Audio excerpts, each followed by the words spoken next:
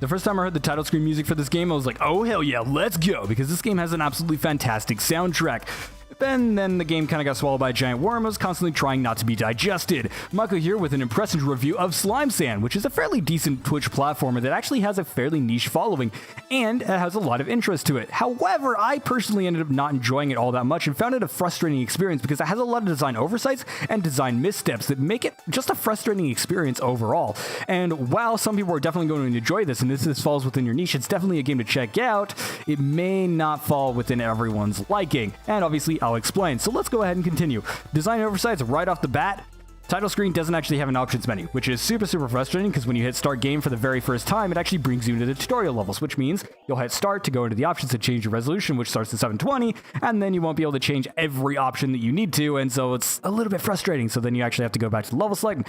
It's a problem. So basically, I would like to have options in the title screen, thank you very much, but that isn't a thing, and they could easily patch that in. Hopefully they do.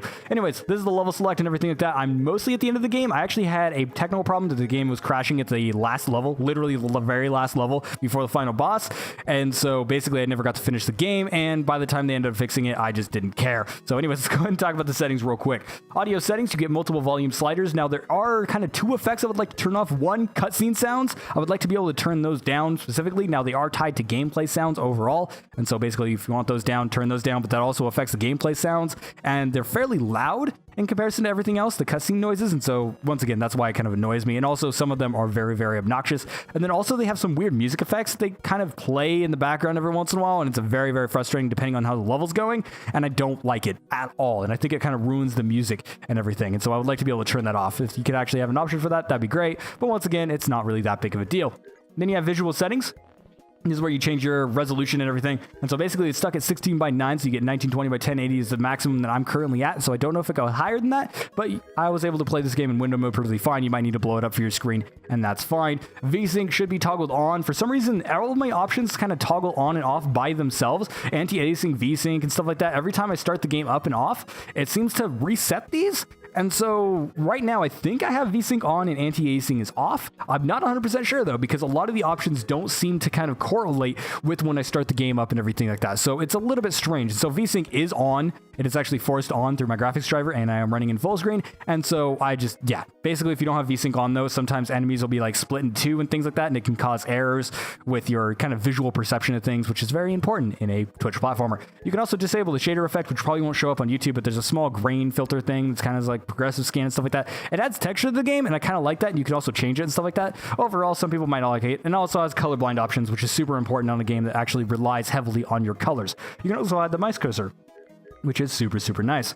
Then you also have gameplay settings. Not going to talk about these, but you can actually turn off cutscenes, which doesn't seem to work for me. No matter what I do with this option, it always plays the cutscenes. So once again, some of the options just don't seem to work at all, which is super frustrating. Once again, we'll talk about the bugs a little bit later.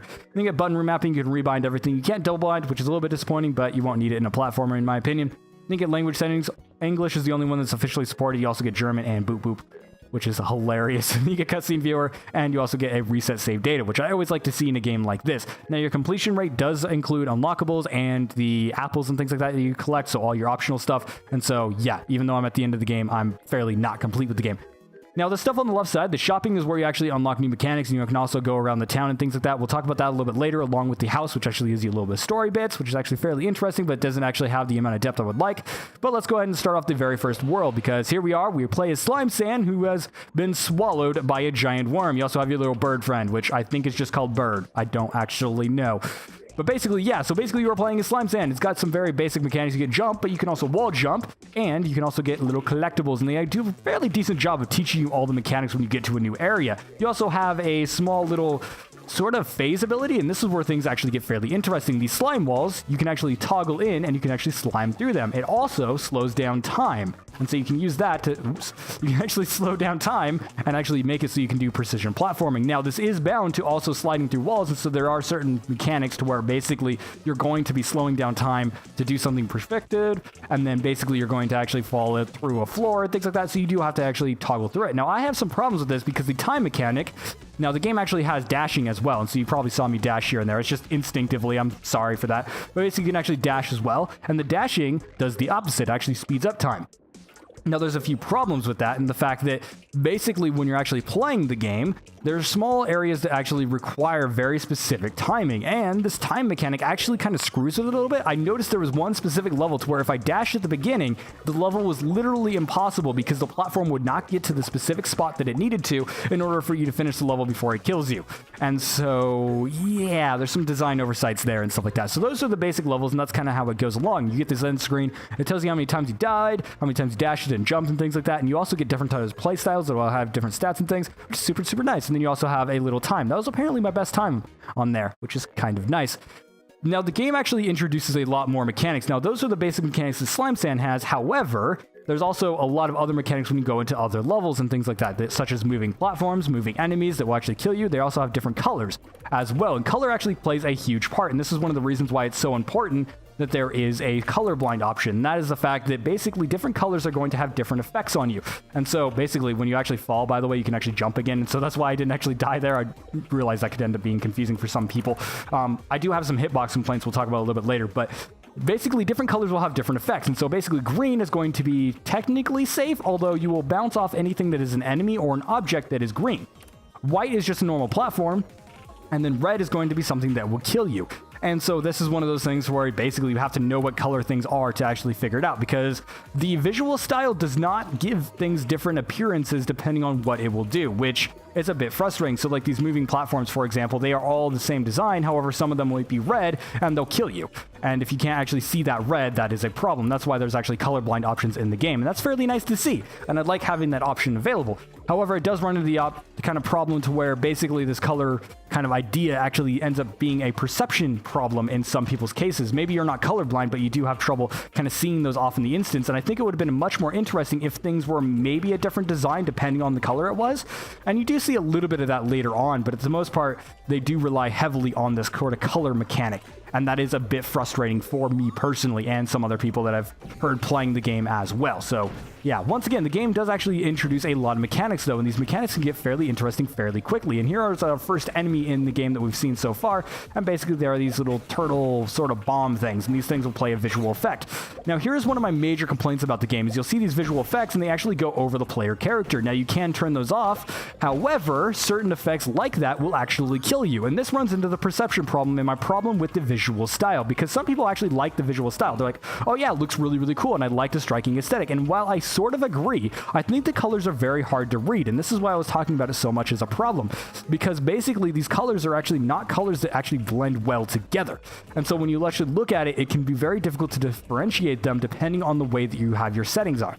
Now, if I use the colorblind mode, I actually find it easier. Now, I'm not colorblind, of course, because I can actually see the green and everything like that. That's not actually what the case is. I've had plenty of studies, and so basically, if you're actually thinking, oh, well, he's just colorblind, and that's why he's having a problem with it, that's not actually the case.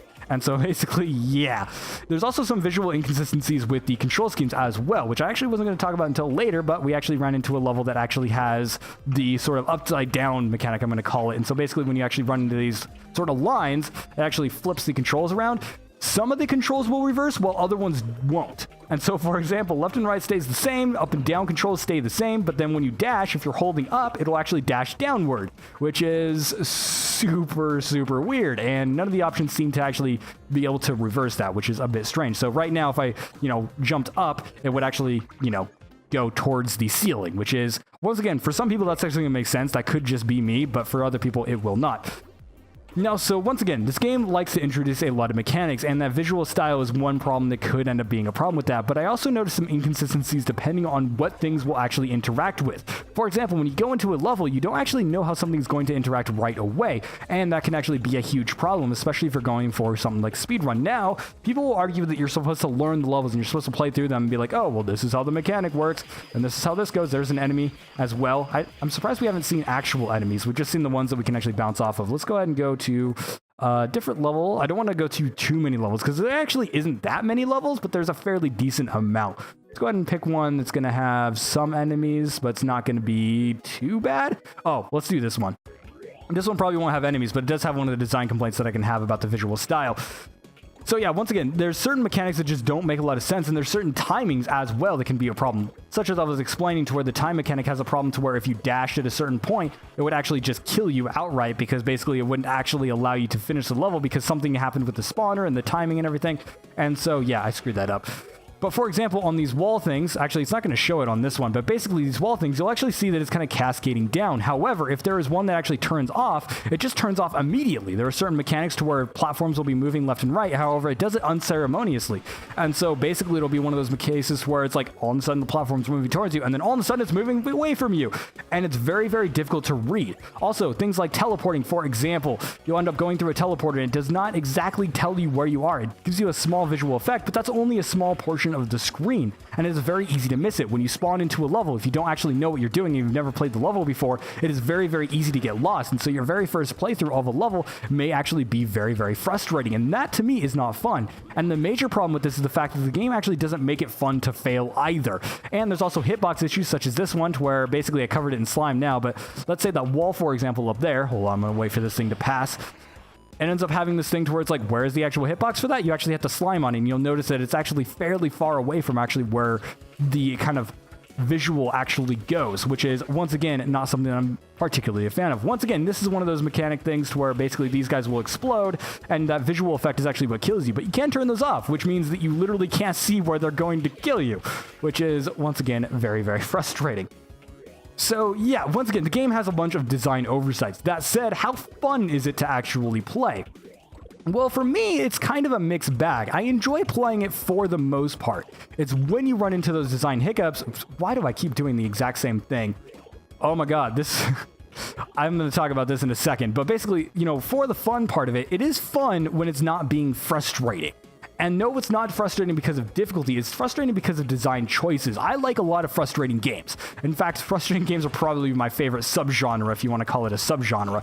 And basically, that's one of those cases to where, yeah, I really love difficult games. And this is definitely a game that ends up being fairly difficult. However, it has a lot of problems with its sort of design and controls that makes it feel a little bit kind of iffy and stuff like that. For example, when you jump, there is a self-defined sort of jump range that you have, and it will always jump the same way. So like holding down for a certain period of time will not end up going that way. And this actually adds in an interesting mechanic to where basically it's like, oh, you have to finish the level a specific way. For example, they actually use that as like, if you jump here, it'll actually kill you. But you'll notice here, whenever I'm jumping up here, the left and right movement, for example, will have a self-defined range to where you are definitely going to move a certain range no matter what you do. And so it is very, very frustrating, especially when you end up hitting a corner at a certain angle. It'll automatically move you a certain range. And while these mechanics can be seen as good from a like more kind of experienced player's perspective, it's also one mechanic that can be very, very frustrating when you're trying to go through a level, especially when it is something that is supposed to be player control, and it feels like it takes away that control. And it feels like a lot of mistakes that you're making aren't actually your mistake, and sometimes they aren't your mistake. Instead, it's a mistake of the game's mechanics, and they're just not working properly, which is, once again, very, very frustrating, especially for a Twitch platform, and you want something that's going to be 100% accurate. And while the self-defined sort of jumping range does make it so you can actually define, like, hey, I'm going to jump this range. Can I actually get up to him? I'm not sure. There was one of the story bits and stuff like that. There was a certain level that I wanted to show off to where we ended up going through a certain area, and we actually didn't get to it, so I'm going to go ahead and try and find it. I thought it was level 37. But apparently it wasn't. I don't actually remember what level it was. Anyways, there are certain levels where you end up going through and it actually shows like a little cutscene. I'm going to try this one. It might be this one. But as I was saying, you know, it can end up being a frustrating experience because it feels like it's taking away control from the player. And that is the main problem of why I haven't actually enjoyed the game all that much, because of these problems, and because the design ends up being so kind of wonky in places, which I'm going to talk about in a second, it ends up just being a frustrating experience in a lot of cases, which is, once again, frustrating. Here's one of the cutscene things as well. And so this one doesn't have a lot of audio, which is why I picked this one. But yeah, basically you go through here and it shows this little cutscene thing. This actually doesn't actually add anything to the game. It's not an extra platforming section, but what you can do is you can actually go around and talk to these guys and be like, hey, this guy, and they all have kind of like these quirky personalities, and you kind of learn about the world, I guess. Not really. It's mostly just a bunch of random babbling and things like that, and it doesn't really add anything to the game. And then you leave and it immediately goes back to the next level. It's strange and bizarre, but I think that was the entire point. Here's an enemy, by the way. If I run into him, since he's red, he'll kill me. But if it's green, I'll actually bounce off of him. Once again, mechanic. It's just big color-based and stuff like that. They don't actually have a difference between the different colors. It's just the same exact model, but they're just different colors. Once again, that kind of becomes frustrating. Now, one of my other problems with the game, which isn't necessarily a complaint, but rather just a disappointment, is the fact that a lot of the levels actually have these interesting mechanics that they introduce, such as this cannon that's blowing these blocks and stuff like that. I would love to see more in-depth mechanics actually using that. You can see that I'm currently like on a level that is entirely built off of these blocks that I can break, and I'm like, oh, that's actually pretty cool. The game never uses that again. And this is another problem with the game, is to where it ends up introducing these really, really interesting mechanics that are actually really, really cool, and I'd love to see more of.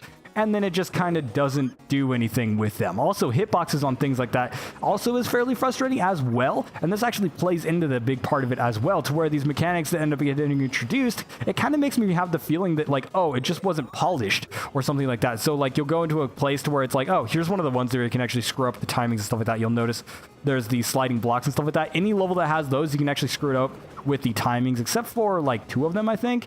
Like, I can actually get to the finish line or the finish area pretty easily, but the other area, I don't know if I can, which that's fine in this case. But regardless, as I was saying, though, you know, certain things just feel unpolished, and that's because they only use it 1 or 2 times. And so it's one of those cases where it's like, oh my God, I keep screwing up.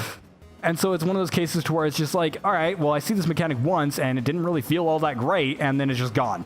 And that's fine on the sense that some people are going to love that for the fact that it just keeps things varied. It keeps things interesting. It keeps you going through different sort of areas and different levels, and it keeps the mechanics changing, which is very, very important in a style of game like this. However, it never feels like anything gets to a point where it's evolved. It never feels like, oh my God, this is a new mechanic and it's absolutely fantastic. It just feels kind of meh the entire time I'm going through it. And so here's actually trigger doors that are triggered by enemies and things like that. They do use that later on and stuff like that. So that's kind of nice. I could have gone down and got that apple, but oh well, we'll continue on anyways.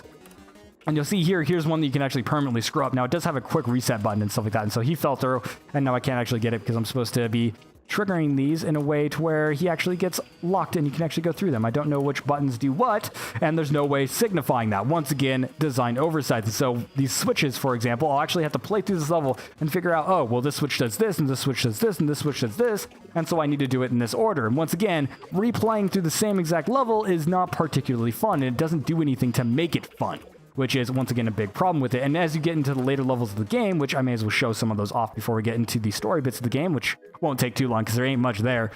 But you'll get into later levels of the game to where the game is visually busy as hell, and it actually runs into mechanics that are not particularly greatly added either. And so here's the visual stuff. One of my friends particularly hated the visual kind of style of the edges. Oh, here's one of the laser things. Was it going to turn off? Actually, let's find a laser level that's going to end up turning off. Once again, the visual style gets obnoxious later on, in my opinion. Some people won't find it obnoxious, but I personally do. It's just too busy, and the game tries to do so much stuff. Also, there's bosses and things like that. Is this one going to... This one will do it. So just to show off a little example, on the right side, actually, no, that one doesn't turn off either. Oh my God, I cannot find there's a ton of levels that actually have it, and I cannot find what it does. So that's a little bit frustrating because I wanted to show a very specific mechanic, and I think I'm just going to ignore it for now. Does this one do it? This one will do it. So basically, like this laser thing here, it has a small sort of turn on thing to when it's turning on. Like you'll see it kind of fade out. So it's like, boom, it's going to go out. And then basically when it actually turns off, we actually get enough time to show it, it just immediately disappears. And that's not the only mechanic that's like that. That's just the most prominent one that is like that. And also, I screwed something up. Yep, I screwed up my timing because I was sitting there waiting. But yeah, basically that is a huge complaint. And that's not the only mechanics that's like that. And it's a huge design oversight. It should have some sort of fading out, maybe a blinks or something like that and stuff like that. So yeah. And let's go ahead and show off the bosses. Let's go ahead and show off the first? No, this isn't the first boss. This is one of the other bosses, and this mechanic doesn't necessarily make sense as well. The bosses are kind of strange. There's not many of them, and the music is super, super loud on them for some reason. I just got my ears blown out because the volume is so much louder than the rest of the game. Once again, just so many design oversights and so many problems that it just made it so it was a frustrating experience for me. But some people will be easily able to overlook them, and they'll be like, oh yeah, that's fine, I don't really care. And it's not... If you're going into this expecting an okay experience, you will be genuinely surprised. That said, otherwise, you'll just be like, meh. So the entire mechanic of this boss is you just jump up there and that's it. And then you follow a little platforming thing. All the bosses are varied and the levels are also varied. There are no 2 levels that I played to where I'm like, this is just the same thing as last time. Everything does feel different and unique. And that, personally, is something I liked. However, it just didn't show it enough, and I felt like that was a lot of a disappointment, especially when you have all these design oversights. I would have been able to overlook some of these design oversights. Like, let's say they used this mechanic, and I didn't think that they used it very well, and that level was very frustrating because it just was not particularly executed well. I would have been okay with that if, you know, it had 10 other levels that were using the same mechanic and those ones were interesting. But when it's, you know, just one level and they screw it up, it just feels like, all right, well, this isn't going anywhere. And it just feels boring. And a lot of these sort of levels as well, like when you die at a boss, it'll just reset the entire boss level. And that just isn't fun for me. It's just like, all right, well, I've done these stages and there's a lot of waiting time as well. There's certain stages where there'll be sliding screens like this and you'll die at it. And it's like, those are really long levels. They'll take up to 12 minutes to actually complete, even if you're going at your fastest speed, because it controls how fast you can go. Most of the levels are short. And so basically you expect every level to be short. However, when I die here, it's going to start me off from the very, very beginning. And so basically these levels that are going to take like 15 minutes, you have to restart from the very beginning. There's levels that have multiple key doors and they actually have multiple screens that once again, when you die, you'll have to completely restart. And it's like, it's just frustrating. Instead of enjoyable and fun and having checkpoints and things like that and keeping it fun to actually replay those levels, it's not. Which is, once again, very, very frustrating. Now let's go ahead and talk about the extra mechanics in the game. So if you're still interested in the game and you think you can overlook those, because even overall, it is still an enjoyable game. Like, I want to make that clear. It is a game that you can enjoy, and maybe for the asking price, it is going to be enough for you. And maybe that's something that you can actually find interest in, because it is going to keep it varied and it is going to keep it interesting. And there's a lot of collectibles that are fairly challenging to collect. And it is one of those things where you can end up going through speedruns and things like that, learning stages and things. Some of these mechanics and things like that, some of the design hiccups are probably going to annoy you, especially if you get way deep into it. But yeah, anyways, let's go ahead and go into, this is a new patch thing. I didn't actually see this originally when I was playing, but basically when you go to shopping, it actually tells you what shop you want to go to, which is super, super nice. Because one of my big complaints is that it would start you off at the very beginning, which is right here. And you actually had to travel through the entire area to actually go to people, which was super frustrating. But yeah, you can end up talking to NPCs. It's kind of a story bit. When I first played the game, I was actually really, really interested in this. And unfortunately, it doesn't have a lot of depth to it. Basically, some NPCs show up and you can actually talk to them and stuff like that. But basically, this is where you actually unlock things. And so you will collect apples and coins. And these apples and coins are used to unlock different things. So these are different play styles, which is basically adds different mechanics. And so, for example, walks faster but falls faster, can jump twice but can't dash, and dashes farther but jumps lower. So there's a few problems with this. You know how dashing can break blocks? It's literally impossible to complete half of the game with the daughter sand because basically you can't dash through broken blocks. Now, I don't know the necessary mechanics. Like, I've only unlocked a few of them, but there are a few levels that are impossible on certain characters because basically you don't have the mechanic to actually finish it. And the game definitely was not designed for these, and I don't find them particularly fun either. And so that's just my personal opinion. Maybe other people have a different view, and I think it skips levels that you can't complete. I'm not 100% sure, though. It did say in the patch notes for the most recent patch that they made it so that certain levels don't show up for certain characters. And so there you go. It probably skips this level, but at the same time, then you're not getting the complete experience. But it is kind of fun to kind of screw it around with it. You also get cosmetics and things like that. And so this is changing your border and things like that. And so you can actually change the border. So I was like, sure, I want to buy this. And it changes the border. The borders are not that interesting. It's like solid colors. And it's like, oh, I don't want to see this weird kind of side block thing. You can actually have it just, that doesn't look good in my opinion. The default is what looks the best. I mean, this one probably looks fine. I don't know. I like the default one the best, and it's not particularly great. It adds a lot of nice theme to it.